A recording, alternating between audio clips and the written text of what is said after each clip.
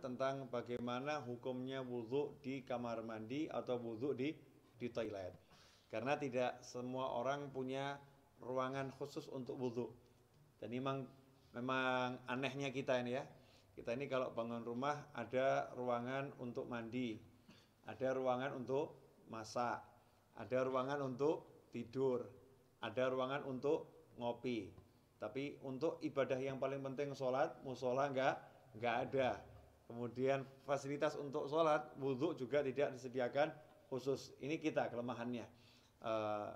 Menyikapi hal itu, maka timbul pertanyaan, kalau wudhunya tidak di ruangan khusus, ya tidak di ruangan khusus untuk wudhu atau nggak punya padasan. Kalau orang Jawa dulu punya padasan ya, gentong yang ada lubangnya di bawah, taruh di halaman untuk minum atau untuk wudhu.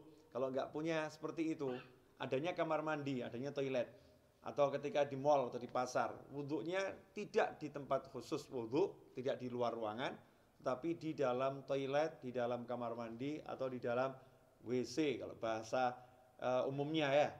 Kira-kira seperti apa? Sah tidak wudhunya? Kalau ditanya wudhunya sah atau tidak, maka wudhunya sah kalau memang syarat-syarat sahnya wudhu dipenuhi, kemudian hal-hal yang membatalkan wudhu tidak dilakukan, wudhunya sah-sah saja. Tetapi timbul masalah, orang wudhu itu ada sunnah-sunnah dan ada adab. Di antara sunnah-sunnahnya adalah membaca Bismillahirrahmanirrahim di awal wudhu seperti yang sudah dijelaskan. Kemudian nanti ada doa setelah wudhu. Dan ada adab-adab yang diajarkan oleh para ulama. Ada ulama-ulama yang menyusun doa-doa ketika basuh wajah, doa ketika berkumur, doa ketika membasuh tangan, doa ketika membasuh kaki, seperti yang dijelaskan oleh Imam Ghazali dalam kitabnya Bidayatul Hidayah. Jadi memang doa-doa itu tidak diajarkan Rasulullah SAW, tapi orang diajarkan untuk berdoa kapanpun ya. Apalagi kalau doa ini dari para ulama. Lantas bagaimana kita mau membaca doa di dalam kamar mandi? Atau kita mau membaca Bismillahirrahmanirrahim sedangkan di dalam kamar mandi. Sementara kita ketahui Nabi kita Muhammad SAW mengajarkan agar kita tidak membaca lafzul jalalah, asma Allah, atau ayat-ayat Al-Quran, atau doa-doa di dalam toilet, di dalam kamar mandi. Emang apakah ada sumber hadisnya? Ada. Kita semua tahu baginda Muhammad SAW itu punya cincin. Ya, punya cincin. Khatiman min fiddah, dari perak. Ya, Rasulullah punya cincin dari perak, yang cincin itu fungsinya sekaligus sebagai stempel. Ya, fungsinya sebagai stempel. Dulu Rasulullah SAW tidak punya cincin, tidak punya stempel. Tapi ketika sahabat mengatakan, nih raja-raja yang pembesar-besar non-muslim itu kalau dapat surat, tidak ada stempelnya tidak mau terima. Ya, mereka tidak akan menerima surat kalau nggak ada stempelnya. Rasul pun mengikuti, kalau begitu buatkan saya stempel. Ya, buatkan saya stempel. Maka dibuatkan stempel, bunyinya Muhammadun Rasulullah. Ya, Muhammadun Rasulullah. Jadi Allahnya paling atas, berupa cincin dari perak. Ketika Rasulullah wafat SAW, setelah wafatnya Rasulullah, cincin itu dipakai oleh Sayyidina Abu Bakar As-Siddiq radhiyallahu anhu. Setelah wafatnya Sayyidina Abu Bakar dipakai oleh Sayyidina Umar ibn Khattab. Kemudian dipakai oleh Sayyidina Utsman bin Affan radhiyallahu anhu. Nah, ketika dipakai Sayyidina Utsman, cincin itu jatuh ke Bir Aris, ya, sumur Aris. Ya, kemudian tidak ditemukan lagi. Nah, apa dasarnya? Ketika Rasulullah masuk ke khala, ke tempat buang hajat, Rasulullah selalu melepas cincinnya. Jadi ketika masuk ke tempat buang hajat, Rasulullah SAW selalu melepas cincinnya, karena di cincinnya itu ada tulisan Muhammadun Rasulullah. Kalau membawa tulisan aja tidak dianjurkan, apalagi mengucapkannya. Ya, membawanya aja tidak dianjurkan, apalagi mengucapkannya. Berdasarkan hadis tersebut, yang diriwayatkan oleh Imam Al-Hakim, ya, dalam kitabnya Al-Mustadrak Al-Sahihain. Di situ beliau menyatakan, anna Rasulullah labisa khatiman naksuhu Muhammadur Rasulullah.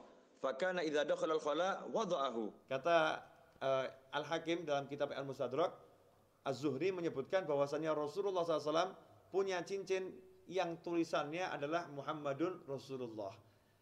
Idza dakhala al-khala wada'ahu. Kalau masuk ke khala, ke toilet, Rasulullah SAW selalu melepaskan cincinnya tersebut. Hadits ini sahih menurut syarat Imam Bukhari dan Muslim, tapi tidak dicantumkan dalam kitab hadis Bukhari maupun Muslim. Maka ditulis oleh Al-Hakim dalam kitabnya Al-Mustadrak yang disusulkan, ya, hadis-hadis yang disusulkan. Sebetulnya menurut Bukhari dan Muslim sahih, tetapi belum atau tidak dicantumkan dalam kitab Bukhari maupun kitab Muslim. Nah, hadis ini menunjukkan memang kalau masuk kamar mandi jangan bawa tulisan yang mengandung nama Allah atau nama Rasulullah Shallallahu Alaihi Wasallam. Dari sini ulama kemudian mengambil kesimpulan kalau membawa tulisan nggak boleh, apalagi membacanya. Bukan haram ya, tidak boleh dalam arti tidak beradab atau kurang sopan. Karena itu seyukianya jangan berwudu di toilet, seyukianya. Cari tempat wudu yang memang betul-betul untuk wudu. Kalau tidak adanya toilet, barulah silahkan wudu di toilet atau di kamar mandi atau di WC. Tapi kalau wudu di kamar mandi, toilet atau WC, jaga adabnya. Apa adabnya itu?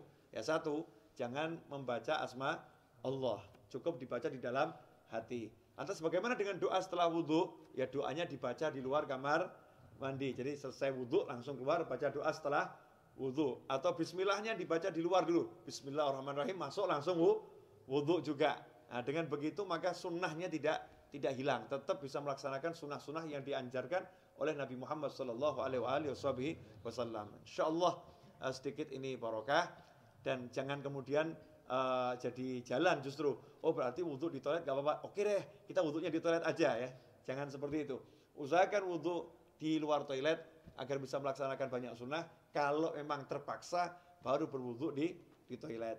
Wal afu minkum. Wassalamualaikum warahmatullahi wabarakatuh.